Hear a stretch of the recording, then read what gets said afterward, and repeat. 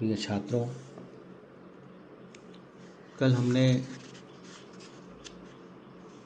Operating leverage पर चर्चा की थी। परिचालन उत्तोलक सामान्य तौर पर संगठन के परिचालन से संबंधित होते हैं।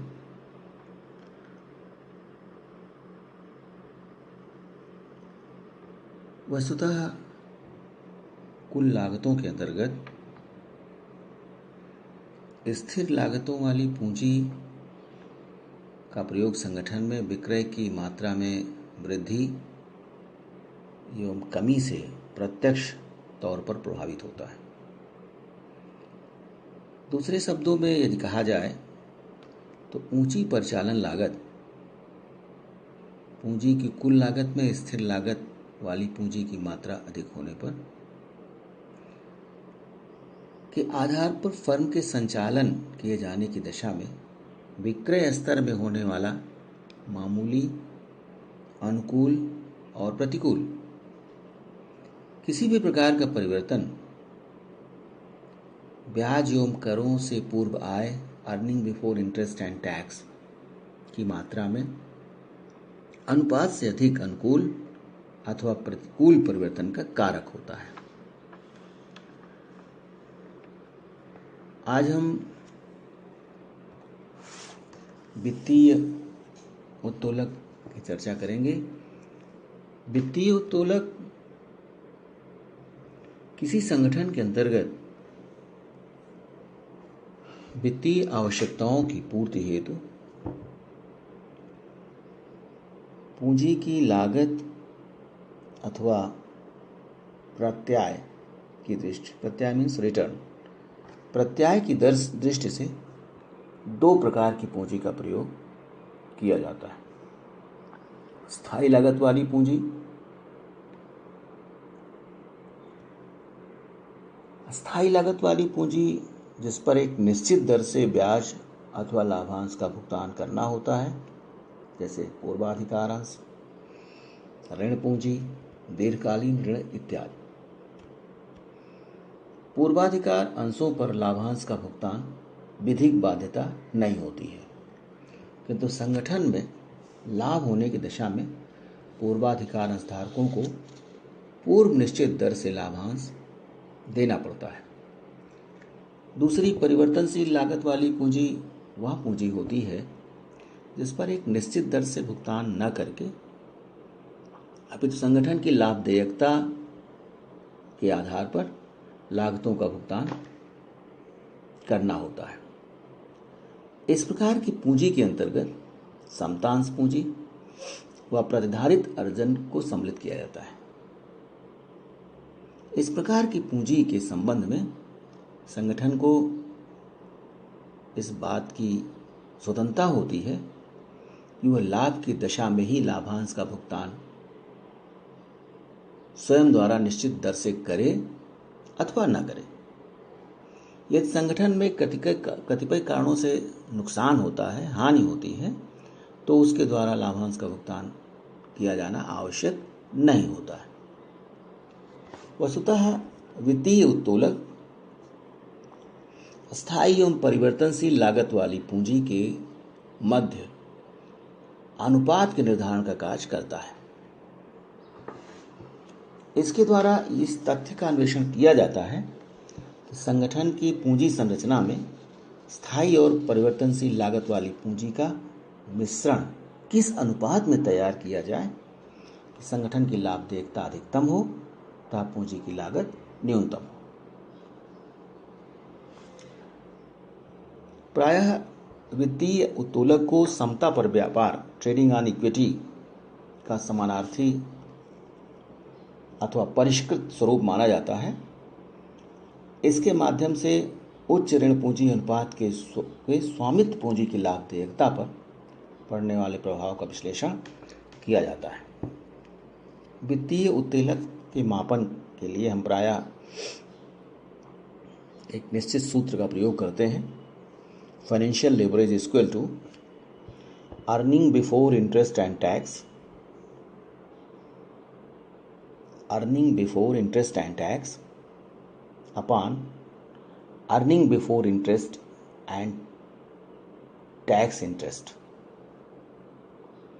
Earning before interest and tax minus interest.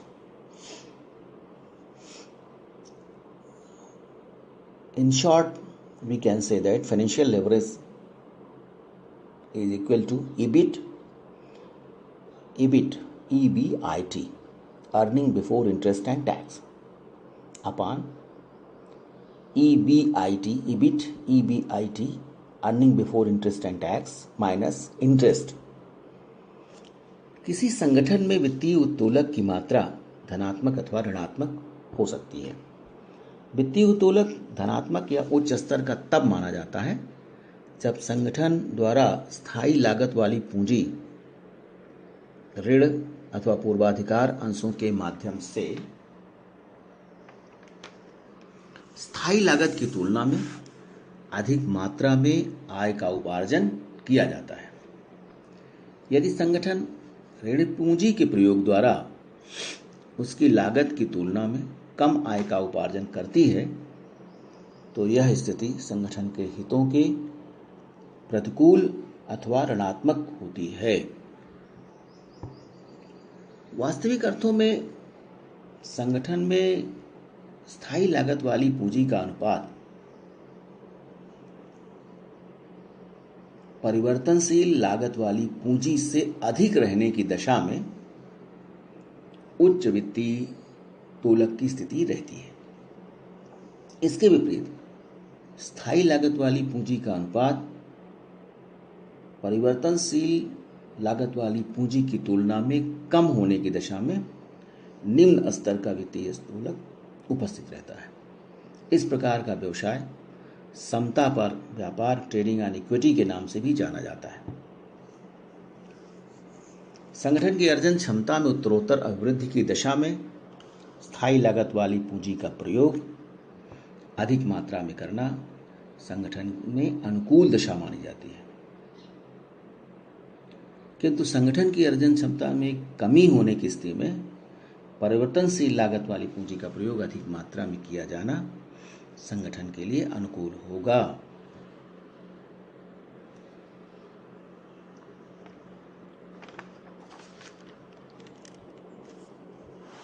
संयुक्त उत्तोलक कंबाइंड लिवरेज वित्तीय अस्थायी व्ययों एवं परिचालन व्ययों के आधार पर आगठित कुल उत्तोलक की संयुक्त उत्तोलक कंबाइंड लिवरेज के नाम से जाना जाता है। इसके द्वारा परिचालन एवं वित्तीय उत्तोलक के संयुक्त प्रभाव का मूल्यांकन किया जाता है।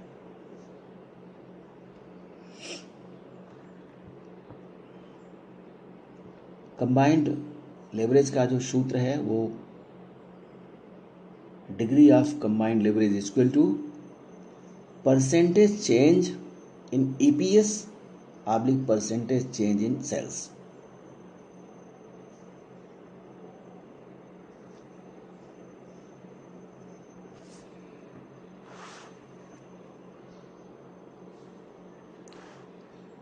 प्रायः किसी भी संगठन में विनियोजन के अंतर्गत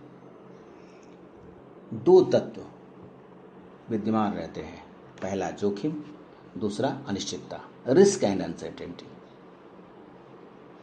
इन तत्वों की मात्रा एवं सीमा का निर्धारण विशेषतया वित्तीय उत्तोलक एवं परिचालन उत्तोलक के माध्यम से किया जाता है।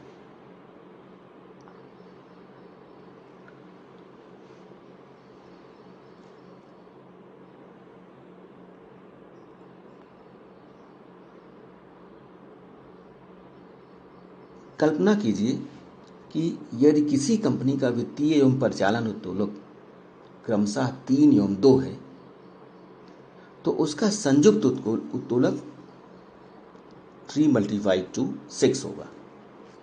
उपक्रम की अनुकूलता एवं प्रतिकूलता की सीमा 6 गुना होगी, अर्थात कंपनी के विक्रय एवं परिचालन लाभों में एक निश्चित वृद्धि उसके कर सहित लाभों में 6 गुना वृद्धि कर देगी। ऐसी कंपनी अपने द्वारा निर्गमित अंशों पर बाजार में प्रचलित लाभांश दर से अधिक मात्रा में लाभांश का भुगतान करने की स्थिति में होगी, जिससे उसके द्वारा निर्गमित अंशों के बाजार मूल्य में अचानक ही अप्रत्याशित अभिवृद्धि हो जाएगी। दूसरी ओर कंपनी की लाभदायकता कम होने पर उसके द्वारा स्थायी पूंजी लागत प्रभार का वहन करना कठिन हो जाएगा। परिवर्तनशील पूंजी पर प्रत्याय की दर घटने के कारण ऐसी कंपनी के अंशों का बाजार मूल्य गिरने लगते हैं। परिचालन एवं वित्तीय लेवरेज दोनों ही कम होने की दशा में निश्चय ही कंपनी में जोखिम की मात्रा कम होगी। इसका आशय यह है कि कंपनी अत्यंत सावधानी पूर्वक पूंजी ढांचे का निश्चयन कर रही है। ऐसी कंपनी विकास एवं विस्तार के लिए अतिरिक्त कोषों का प्रबंधन नहीं कर सकेगी, किंतु उच्च परिचालन अनुपात एवं निम्न वित्तीय अनुपात होने पर प्रथम की अनुकूलता द्वितीय की अनुकूलता से समायोजित हो जाती है। कंपनी के लिए सर्वोत्तम दशा तब होगी जब न्यूनतम परिचालन उत्तोलक एवं उच्च वित्तीय उत्तोलक हो, क्योंकि कंपनी का न्यूनतम परिचालन उत्तोलक की सुरक्षा परिधि के कारण ऊंचे ऋण पूंजी अनुपात पर किसी भी उद्योग का संचालन करते हुए अधिकतम लाभ प्राप्त किया जा सकेगा।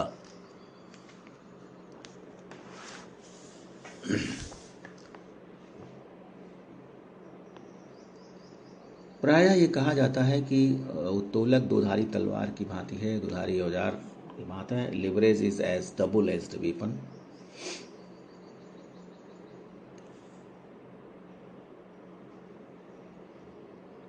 हम पूर्व में यह अध्ययन का विषय रहा है कि किसी भी संगठन में दो प्रकार की लागत वाली पूंजी प्रयोग की जाती है, एक स्थायी लागत वाली पूंजी, दूसरी परिवर्तनशील लागत वाली पूंजी। यदि कंपनी की आय स्थिर लागत वाली पूंजी से अधिक है तो स्वामित्व पूंजी पर प्रत्याय दर में अभिवृद्धि होगी, किंतु यदि स्थिर लागत वाली पूंजी की लागत कंपनी द्वारा उपार्जित आय से अधिक है तो स्वामित्व पूंजी पर प्रत्याय दर में कमी होगी।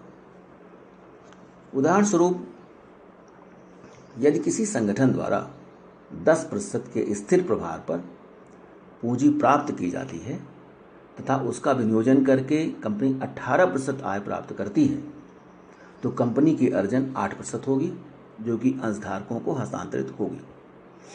किंतु यदि कंपनी संपत्तियों में विनियोजन से केवल 5% अर्जित करती है तो स्थिर प्रभार लागत 10% से उपार्जन क्षमता में 5% कमी हो जाएगी। इस कमी का प्रभार समता अंशधारकों को उठाना पड़ेगा। इस प्रकार यह स्पष्ट है कि वित्तीय उत्तोलक जहां एक ओर अंशधारकों की आय में अभिवृद्धि की संभावना प्रकट करता है, वहीं लाभार्जन हेतु हानि उठाने के जोखिम का विसर्जन करता है। इसीलिए वित्तीय उत्तोलक को दुधारी तलवार डबल एज्ड वेपन की संज्ञा दी जाती है। स्थिर प्रभार लागत की मात्रा कम होने की दशा में लाभ की मात्रा अधिक होगी तथा हानि की संभावना भी कम होगी। दूसरे शब्दों में हम कह सकते हैं कि संगठन में ऋण पूंजी की मात्रा कम होने पर लाभ एवं हानि दोनों की संभावना अपेक्षाकृत कम होगी।